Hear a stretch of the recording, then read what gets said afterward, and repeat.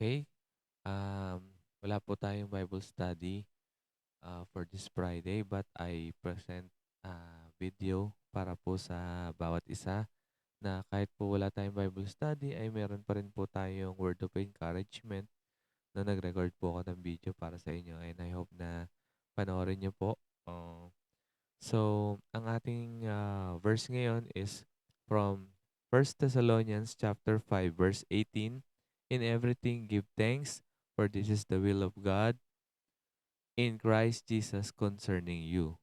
So, ang title po ng ating message, a short message is in everything give thanks. Kasi po lagi po tayong nagko-complain, no, um yung ating last lesson, kung inyo pong matatandaan, the Israelites ay um, nagko-complain sila from, tawag doon, from yung sinapit nila sa wilderness, no, in Numbers chapter 11, no. Balikan niyo na lang po yung ating previous Bible study, no. So our last study is about yung complain sila ng complain, no. But this time, balik na rin naman natin, no, i-reverse cycle naman natin.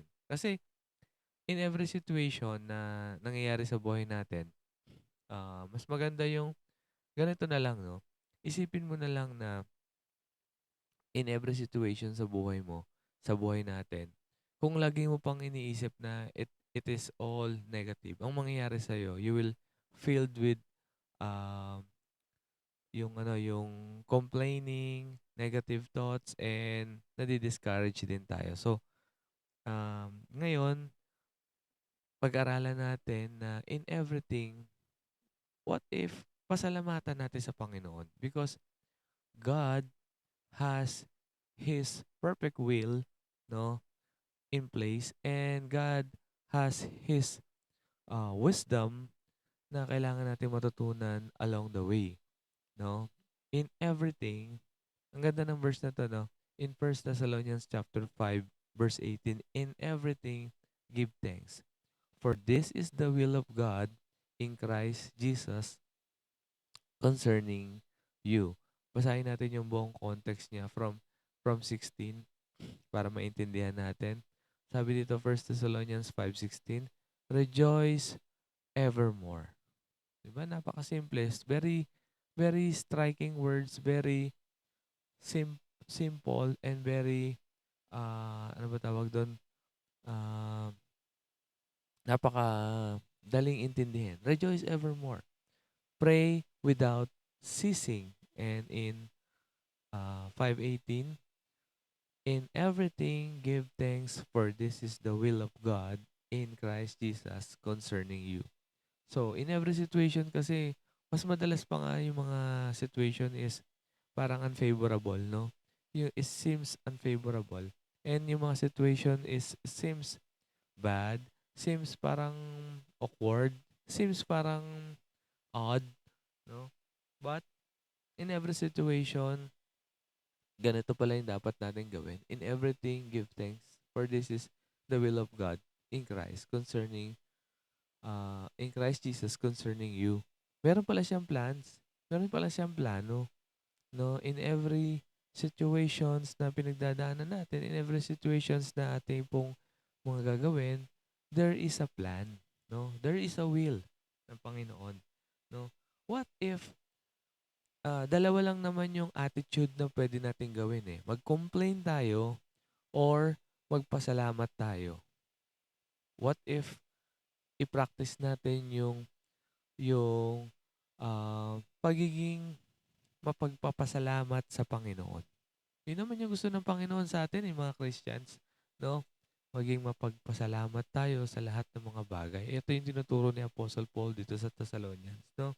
So, balik, ganito pala, no? In that situation, tanongin mo na lang yung sarili mo, ano yung gusto mong, um, in every situation, ano yung gusto mong gawin? Mag-complain ka na mag-complain? Magkaroon ka ng negative, um, magkaroon ka ng bitterness sa puso mo at magkaroon ka ng mga negative thoughts? Or magkaroon ka ng positive and yung attitude of thanksgiving, no? Yung pagiging gracious, yung pagiging pagkakaroon ng gratitude, no, in everything. And um, on the time na we are having gratitude on everything, mau-observe mo yung benefits of uh, thanksgiving sa Panginoon, no? So, in everything give thanks, no? So, in-example ko lang dito yung halimbawa, ah, kung meron tayong mga bad brethren sa church, no? Marami niyan, no? Mga kasamaan sa church na hindi masyadong faithful sa church. Ang nangyayari sa atin yan, nakaka-down din sa ating moral at nakaka-down din sa sa ating Christian living na ang tagal-tagal na nila mga Christian, ganito pa rin yung mga tawag doon, ganito pa rin yung mga ginagawa nila. So, instead of complaining, no, na ikaw lagi yung nagtatrabaho sa church, pasalamatan mo sa Panginoon na possible na ikaw yung ginagamit ng Panginoon much better than they, no, in the ministry. At ikaw yung mas natututo, ikaw yung mas nagmamature, no? So, inisip mo lagi na ikaw lagi yung nag-aabono, ikaw lagi yung nagtatrabaho, ikaw lagi yung gumagawa ng lahat, no? So, gano'n din, no? Meron akong isang example na sa ano, no, sa trabaho, no, na halos lahat sa akin pinagagawa, and then the credits, ano, dalawa kami yung nagke-credits, pero ako lahat yung gumagawa, ako yung nag-iisip, ako yung gumagawa ng paraan, ako yung sabi ko parang lugi naman ako. Pero iniisip ko na lang na magpasalamat sa Panginoon. Why? Because along the way, I learned the most, no? Ako yung mas natuto, ako yung mas na-improve, ako yung mas nag-grow, no? So, pinagpapasalamat ko sa Panginoon yung gano'ng situation, no? Also, um, magpasalamat din natin yung ating mga pastor, even they are not perfect pastor para sa atin, possible na yung kanilang imperfection, no? No, so yung kanilang imperfection is nagmo-mold din para sa atin na um, hindi tayo na iwasan natin yung mga ganong imperfection, no? For example, yung mga magulang ko, 'di ba? Nakita ko yung imperfection sa kanila, no? In that moment, hindi na dati kasi nagko-complain ako, "Lord, ba't ganito yung tatay ko? Bakit ganito yung pamilya namin? Bakit ganito? Mahirap kami." So instead of that, no, nag-complain ka ng complain ako ng complain.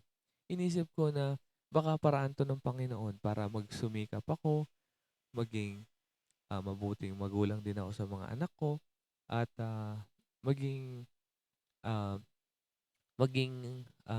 tawag doon, training ground ko sila na eto yung mali, eto yung gagawin kong tama. So, ang dami palang wisdom na pinagkakalob ng Panginoon sa atin, no? Especially, siyempre, if we have bad companies, no?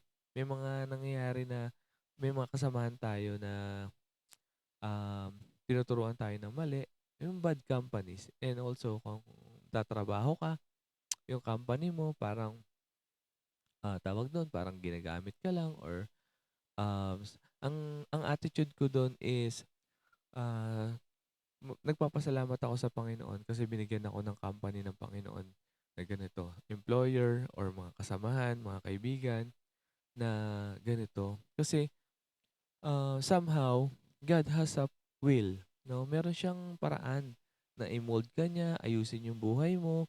Ginagamit niya yung mga tao na to para mas tumibay ka, para mas gumaling ka, para mas mag-improve ka, no? So, 'wag mong tignan na ang bawat sitwasyon is parusa sa'yo ng Diyos, no? So, yun yung maganda, eh, 'no? Kailangan nating magpasalamat. Mas masaya pa nga yung tawa ng mga na ano ko lang, 'no, na na-appreciate ko lang, 'no, na yung mga walang-wala, mas masaya pa sila, eh, kaysa dun sa mga may pera. Why? Kasi sa maliliit na bagay pinasasalamatan nila, ina-appreciate nila, 'no? Nakita ko nga yung mga bata sa Tondo, masaya sila kahit dun lang sila nagsi-swimming sa ano dun, sa mga eskinita nila naglalagay lang sila ng mga swimming pool 'no. Masaya na sila nun. Pero 'pag ikaw na may pinag-aralan, may pera, mataas, naghahanap ka ng magandang resort, magandang beach, magandang accommodation magandang staycation, 'di ba? Pagpunta mo dun, yung ma-appreciate mo talaga. Actually, parehas lang yun sa'yo, eh, 'no? It's just happen na mataas lang yung standard na nagiging mataas yung standard natin of living and yung happiness natin. Mas maganda pa nga po ibaba natin yung standard natin para mas maging masaya tayo, 'no? In everything, give thanks. Pasalamatan mo sa Panginoon. Appreciate mo. Appreciate natin kung ano yung meron, 'no? Na-appreciate nga nila na meron lang silang swimming pool, eh, masaya sila, eh, 'no? Na maliit na yung portable na pool, okey. Pasalamatan natin yung mga partner na binigay sa atin ng Panginoon, yung ating husband or ating mga wife. Kahit po gaano ka sila kahit gaano pa sila kasama or gaano hindi sila naging better husband, better wife. Actually, may plan ng Panginoon para, baka, tawag dun, yung mga asawa natin ay ginagamit ng Panginoon para i-mold din tayo, turuan tayo, i-guide tayo at, um i-equip din tayo 'no. So, gano'n 'no, pinapahaba yung ating pasensya, pinapahaba yung ating, tawag dun, yung ating long suffering na magkaroon tayo ng, attitude na maibigin, yung attitude natin na mapagkumbaba, 'di ba? So, and yung ma-express natin yung ating love and marami marami pa siyang tinuturo along the way, eh. So, wag mong sisihin ang Panginoon na, "Bakit ganito Lord yung napangasawa ko? Bakit ganito Lord yung binigay mo sa akin na babae? Bakit ganito Lord yung binigay mo sa akin na asawang lalaki?" So, appreciate na lang natin 'no? Wala ka naman ng magagawa diyan, eh. And yung ating family 'no, yung ating mga brethren, yung mga tao sa paligid natin. 'No? Lagi ka nagko-complain na, "Lord, ba't ganito?" Ako nagko-complain ako dati sa Panginoon, "Lord, bakit wala akong mga kaibigan? Ba't wala akong mga good friendship? Ba't wala akong mga, um, mentors?" 'No? So, and then, tawag dun, I realized na talagang tinanggal sila ng Panginoon sa buhay ko para mas mag-grow ako mag-isa, mas mag-grow ako na mas makapag-focus ako sa Panginoon, mas makapag-focus ako sa Kanya. 'No, siya na yung mentor ko, siya na yung nagtuturo sa'kin at siya na yung gumagabay sa'kin. So, ang dami kong na-appreciate but siyempre kailangan natin ng mga tao sa buhay natin na magtuturo sa'tin, 'no? So, pasalamatan natin sila 'no, yung mga magulang natin, yung mga kaibigan natin, 'no, yung mga pinagkaloob ng Panginoon sa'tin. Yung mga tao na mini-ministry mo ngayon, dine-disciple mo ngayon, tinuturuan mo ngayon, ginagabayan mo ngayon kahit mga tamad sila, matitigas yung ulo, 'no, may mga bagay pala na tinuturo sa'tin ng Panginoon. Sabi nga dito, "For this is the will of God in Christ Jesus concerning you." 'No, meron siyang plano diyan, meron siyang magandang plano. So, wag ka na mag-complain 'no, sa bad leaders sa church. Wag ka na mag-complain 'no, God has a plan 'no. Wag ka na mag-complain sa bad companies na pinagkaloob sa'tin ng Panginoon. God has His plan and wag ka na mag-complain kung sino man yung napangasawa mo at yung, tawag dun, kung ano yung meron ka 'no, kung ano yung pamilyang meron ka. God has His perfect plan and kung ano yung family natin ngayon, kung tayo ay lumaki mahirap, 'no, kung tayo ay magulo yung pamilya natin na nakalakhan, God has His perfect plan. Pasalamatan natin sa Panginoon and, um, in everything, give thanks, 'no?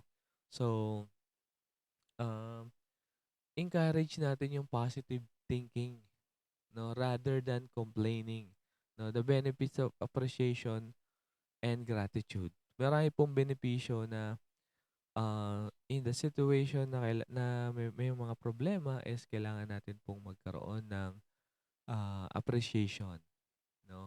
So, encourage natin yung positive thinking. Philippians chapter 4 verse 8, expressing gratitude help us to focus on the positive aspect of life, no? So, ang ganda pala ng wisdom nito, no? Na ang gusto pala ng Panginoon na magkaroon tayo ng focus instead of mag-complain,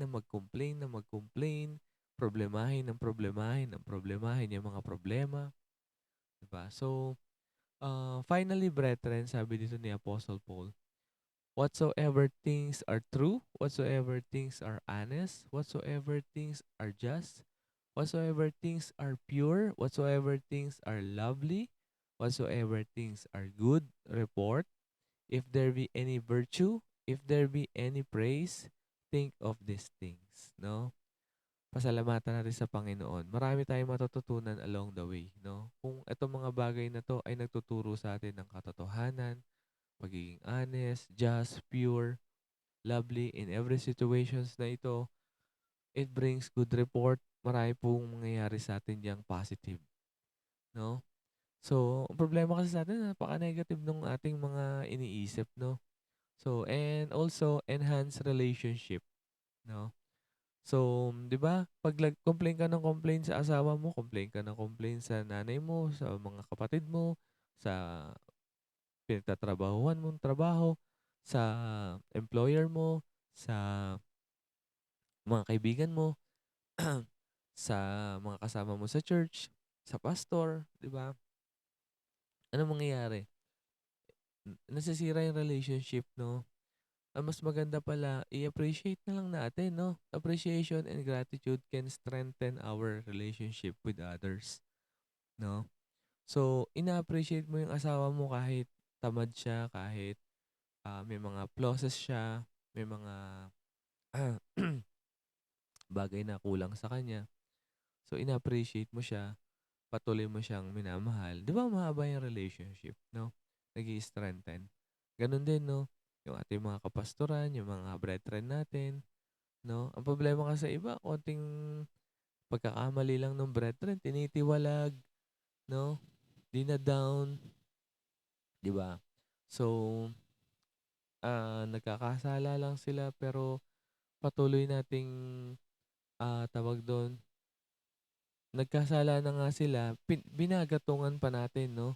Binagatungan pa natin na maitulak sila palayo instead na mahila natin sila pabalik sa Panginoon, no? So, i-appreciate na lang natin. Pasalamatan na lang natin na nandyan sila, no? So, and sabi diyan Proverbs 15:23, a man hath joy by the answer of his mouth, and a word spoken in due season, how good it is. So makikita mo yung ugali ng isang tao pagka lagi siyang bugnutin na lagi siyang complain ng complain, laging galit, no? Laging may problema, laging may issues, no? That is, ayaw nating na, ako ayoko nung ganun eh. Ayoko nung ganun i-practice sa buhay ko. Yun yung gusto natin pag-aralan dito is yung practice of thanksgiving. No? Makikita mo dun sa mga mature Christian na mahaba yung pasensya nila. Hindi sila yung konting kibot, galit ka agad. Konting kibot, offended. Konting kibot, di ba? So, makikita natin yung maturity ng pagiging Christian, no? Especially sa mga leaders natin sa church, no? Na yung kanilang pasensya mahaba, no? Mahaba yung PC, no? And nakikita mo yung ina-appreciate nila. Lord, ganito yung mga members ng church pero Lord, ina-appreciate namin sila. Salamat. Nandito sila. 'Di ba? Ganun yung maganda eh. Ano na yung mangyayari ngayon? Yung encourage yung mga members na magbago sila, ayusin nila yung buhay nila at maging good workers sila in Christ, no? Eh, ang nangyayari ngayon, nagkasala yung mga members, ang nangyayari ngayon, dinadown mo pa, sinisiraan mo pa, chinichismis mo pa sa church, no? Ano nangyayari sa kanila, no? Complain ka ng complain sa ibang tao, 'di ba? Complain ka ng complain sa paligid mo. Hindi mo na lang pagpasalamat, Lord, salamat sa kanila, no?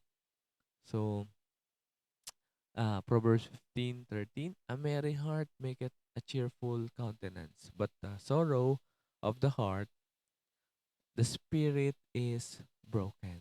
No? A merry heart maketh a cheerful countenance. Practicein nga natin yung ganito, di ba? Pag may kalaban ka, di ba sa may event, sa may competition, pag may kalaban ka na magaling, pasalamatan mo sa Panginoon kasi gumagaling ka din eh. Di ba?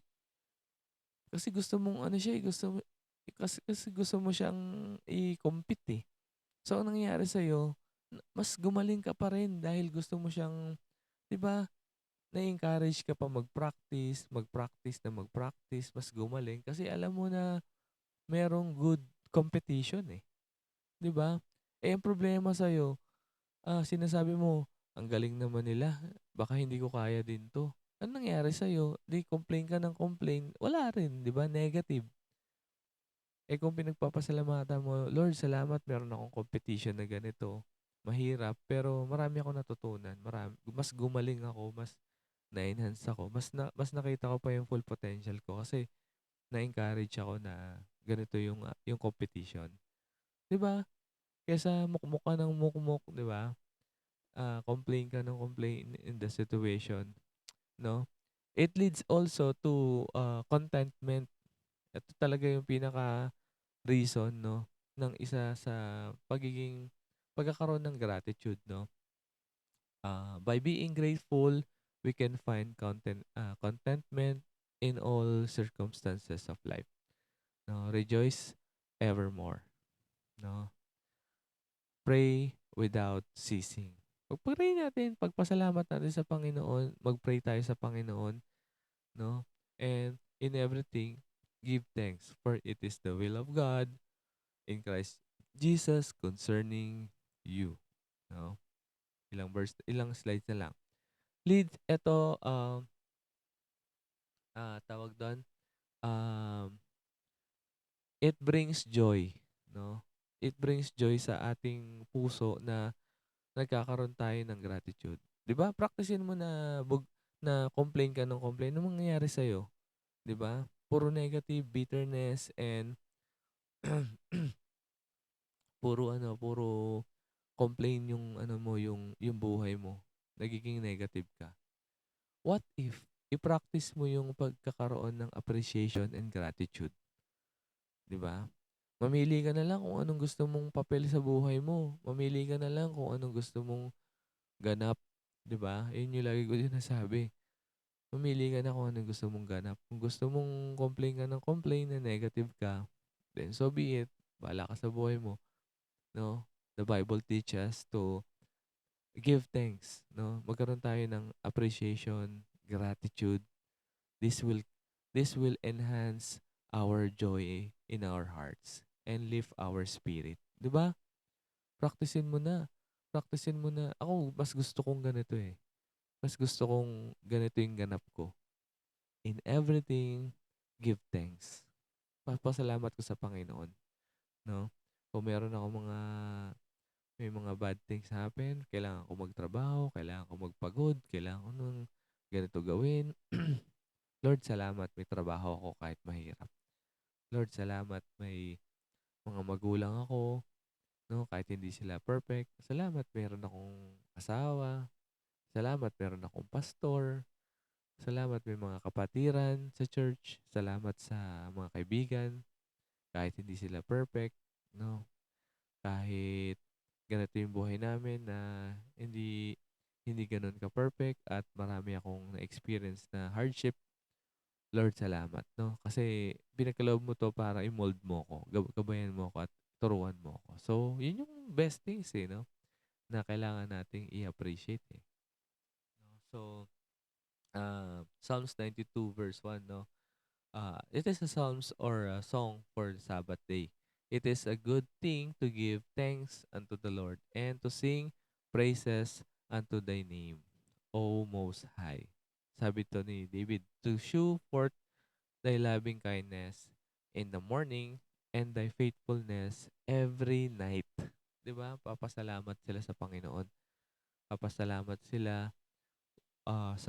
Masarap magpasalamat ka na magpasalamat. Count your blessings. Huwag mong tignan yung mga wala. Tignan mo yung meron. 'Di ba? So, gratitude helps us to focus on the blessings we have in our lives rather than complaining on what we don't have, 'di ba? Mas maganda pa yung ano yun, no, i-appreciate mo na meron kang kalahating basong tubig kesa sabihin mo na, "Ay, kalahating basong tubig lang yung meron ako." 'Di ba? Mas masarap yung, "Salamat Lord, meron pa akong kalahating basong tubig na puwede kong maiinom." 'No? Mamili ka na lang kung anong gusto mong praktisin. Pero ako, sinasabi ko sa'yo, praktisin mo yung pagiging, yung attitude of, yung gratitude, 'no, and thanksgiving, 'no? In everything, give thanks. For this is the will of God in Christ Jesus concerning you. Salamat po. Sana po napanood niyo po 'to at, kahit papaano na-encourage kayo dito sa message na 'to at, nagkaroon po kayo ng patuloy na, pananampalataya sa Panginoon, pagtibay po ng ating pong pananampalataya sa Panginoon na iniibig niya tayo. In Jesus' name we pray. Amen.